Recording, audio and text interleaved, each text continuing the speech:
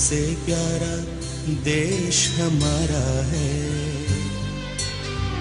जन्मभूमि है हमारी, शान से कहेंगे हम, सब ही तो भाई भाई प्यार से रहेंगे हम।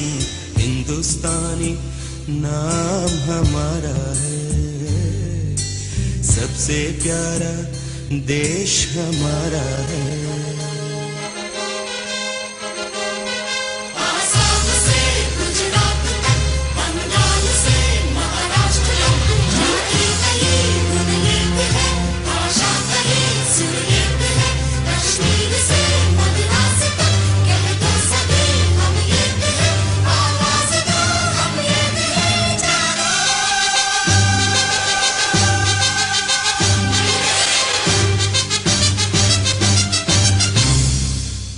Is there anything to compare the Kalinga War with present-day political crisis in India? It seems to be almost the same in the matter of cause and consequence of both the wars. India is facing a war between power and people. Political powers are capable to overpower people's voice as Ashoka had defeated Kalinga. But what will be the aftermath? Will India become a dynasty? Or will the powers kneel down to destiny, or will there be a go forward in a situation where even Ashoka the Great failed and surrendered? Story of Alexander the Great is also not much different from the story of Ashoka. We are all looking forward for India 2020. We are sure to achieve it, maybe a decade or more further forward. There is an equal chance for us to go backward, so much so to the earlier days of Indian independence. Poverty, unemployment, widespread diseases, destructive structures, people of hatred, all these are beyond our present imaginations and present day dream for our developed India.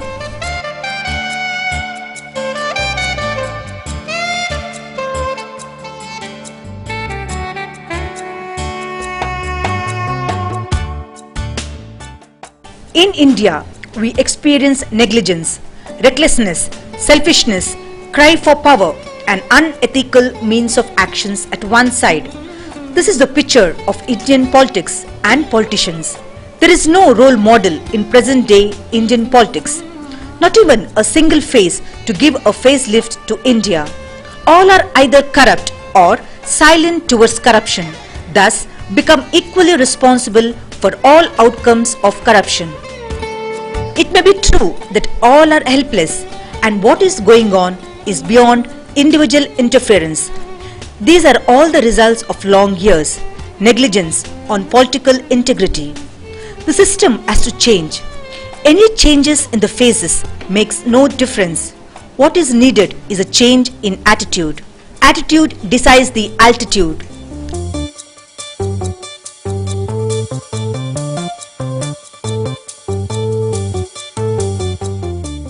India can become a global leader, or we all can go back to history of lost empires.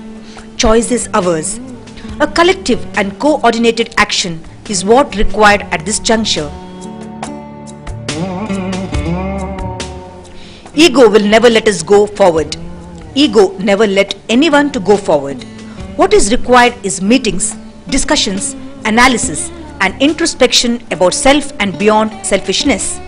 We have embraced democracy and the world embraced us on our democratic values. We should never miss our upper hand on democracy that gained us supremacy over the kingdom of then greatness. They were the kingdom of no sunset. At people's side, we see no involvement, no action and no response. There are all signs of no faith in the system. We the people are equally responsible for the present day political crisis. There are people who support politics for personal benefits. There are people who instigate motives of corruption in politics. We as a nation lost a portion of our integrity. We should gain it back again. Let us see what had happened at Kalinga War. Let us go back roughly about 20 years. As Ramesh Prasad Mohapatra remarks, no war in the history of India as important either for its intensity or for its results as the Kalinga War of Ashoka the Great. No wars in the annals of the human history have changed the heart of the victor from one of reckless cruelty to that of a perfect goodness as this one.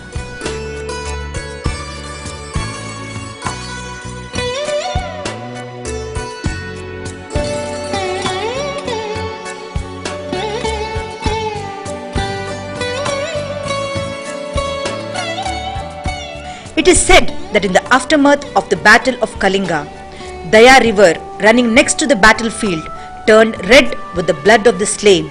About 100,000 Kalinga civilians and more than 10,000 of Ashoka's own soldiers were among those slain. Dhauli Hill is presumed to be the area where the Kalinga war was fought. The historically important Dhauli Hills are located on the banks of the Daya river of Bhubaneswar in Orissa.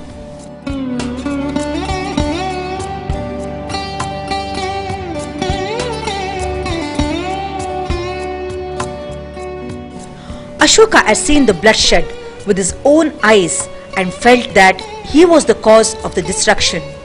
The whole of Kalinga was plundered and destroyed. Ashoka's later edicts state that about 100,000 people were killed on the Kalinga side and 10,000 from Ashoka's army. Thousands of men and women were deported, and all this put together transformed the king and also the kingdom. Ashoka became Ashoka the Great, and the contributions that he had done to the world is far above the contributions of all the kingdoms in the past, in the history anywhere in the world.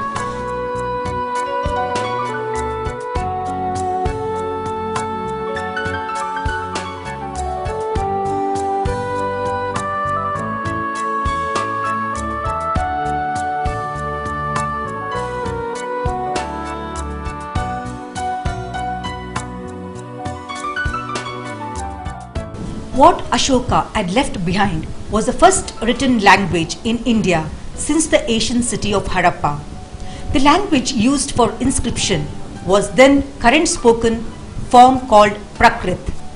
In the year BC 185, about 50 years after Ashoka's death, the last Maurya ruler was assassinated by the commander-in-chief of the Mauryan armed forces while he was taking the guard of honor of his forces. In 1992, Ashoka was ranked 53 on Michael H. Hart's list of the most influential figures in history. In 2001, a semi-fictionalized portrayal of Ashoka's life was produced as a motion picture under the title Ashoka.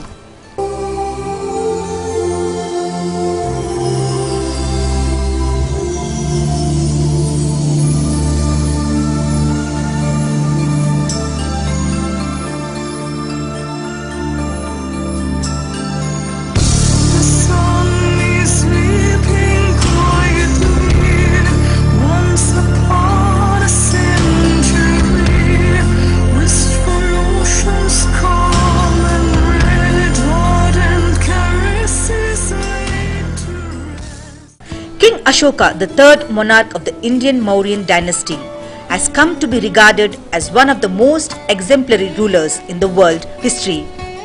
The British historian H.G. Wells had written, "Amidst the tens of thousands of names of monarchs that crowd the columns of history, their majesties and graciousness and serenities and royal highness and the like, the name of Ashoka shines and shines almost alone a star." And our beloved political stars, all of them are loved and admired by thousands of lakhs of people for their various qualities of attraction and reasons. You have to transform yourselves and should regain your original passion for serving the people. We have thousands of Ashoka in our political fraternity. Let all of them become Ashoka the Great. Let India become India the Great.